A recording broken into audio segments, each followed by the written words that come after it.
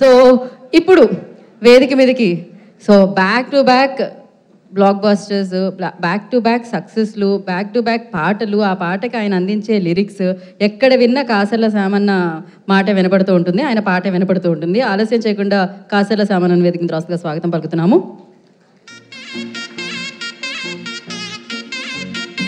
So ఆయన పెన్నుకు ఒక శైలి ఉంటుంది, దానికి ఒక స్టైల్ ఉంటుంది.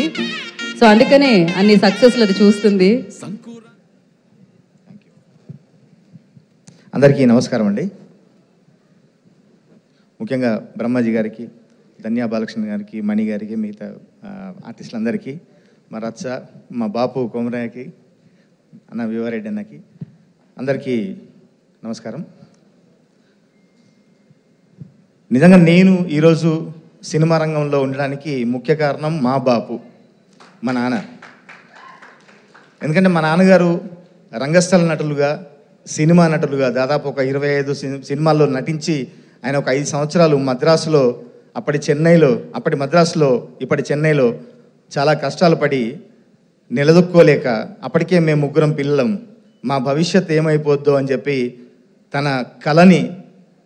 తన కళ రెక్కల్ని నరుక్కొని వెనక్కి వచ్చేసి ఉద్యోగం చేసుకుంటూ మా కోసం తన కళను వదిలేసుకున్నాడు. ఎప్పుడైతే ఆ కళ సగంలో అయిపోయిందో, ఆ కళని నెరవేర్చాలి, ఆ కళని ముందుకు సాగనివ్వాలి అని చెప్పి గట్టిగా నిర్ణయించుకొని సినిమా రంగంలోకి వచ్చాను నేను. ఈరోజు నిజంగా మా నాన్నగారు ఉంటే చాలా సంతోషపడేవారు. నేను ప్రతి వేదిక మీద, ప్రతి ఫంక్షన్లోనూ నేనున్నానంటే మా నాన్నగారు నా పక్కనే నాతో పాటే ఉన్నట్టుగా ఫీల్ అవుతా. మా నాన్నగారిని వేదిక మీద మళ్ళీ గుర్తు చేసుకునే సందర్భాన్ని కలిగించిన బాపు చిత్రానికి ప్రత్యేకంగా ధన్యవాదాలు తెలియజేసుకుంటున్నా. గీత గారు, నేను గ్లోగా ఉండడం కాదు, మీరు గమనిస్తే టోటల్ యూనిట్ అంతా ఒక హైలో ఉన్నారు. ఆ హై ముఖ్యంగా మా అలరాజు, అసలు ఎప్పుడు ఇట్లా ఉండి మాట్లాడే అలరాజు ఈరోజు మొత్తం సృజనశీలులు అంటున్నాడు, ఇది అంటున్నాడు, ఒక హైలో ఉన్నాడు, ఫుల్ హైలో ఉన్నాడు. తర్వాత మా దయాకర్ నేను రాగానే వచ్చి రిసీవ్ చేసుకుంటే తన హై, మా ప్రొడ్యూసర్లు వీళ్ళందరూ చూస్తుంటే చిత్రం సక్సెస్ అనేది వీళ్ళ ముఖాల్లో కనిపిస్తుంది, కొట్టొచ్చినట్టుగా కనిపిస్తుంది. అంత ధైర్యంగా ప్రివ్యూలు వేసి అందరి దగ్గర నుంచి ఒక పాజిటివ్ రివ్యూని తీసుకున్నారు. అక్కడే మీరు సక్సెస్ అన్న, మంచి సక్సెస్ కాబోతుంది ఈ సినిమా. ఇందులో నేను రేలారే అని ఒక సాంగ్ రాశాను, మా సిస్టర్ మధుప్రియ ఈ పాట పాడడం జరిగింది. రైతుకి, నేలకి, ఆ సేనుకి సెలకకి ఉండే సంబంధాన్ని చెబుతూ తల్లేరా ఈ సేను సెలక అని రాశాను. ఆ పాట ఎట్లాగో మా మధు పాడుతుంది. ఆ పాట గురించి మొత్తం చెప్పే కంటే అందులో నిర్దాక్షిణ్యంగా ఒక చరణాన్ని తీసేసిన మా దయాకర్ మీద కోపంతో నేను ఆ చరణాన్ని వినిపిద్దాం అనుకున్నా. ఇందులో అంటే ఫుటేజ్ కోసం అని చెప్పి ఒక పల్లవి చరణం మాత్రమే పెట్టారు. 2 చరణాలు రాశా. యాక్చువల్గా నాకు నచ్చిన ఒక చరణం ఇందులో ఉంటుంది.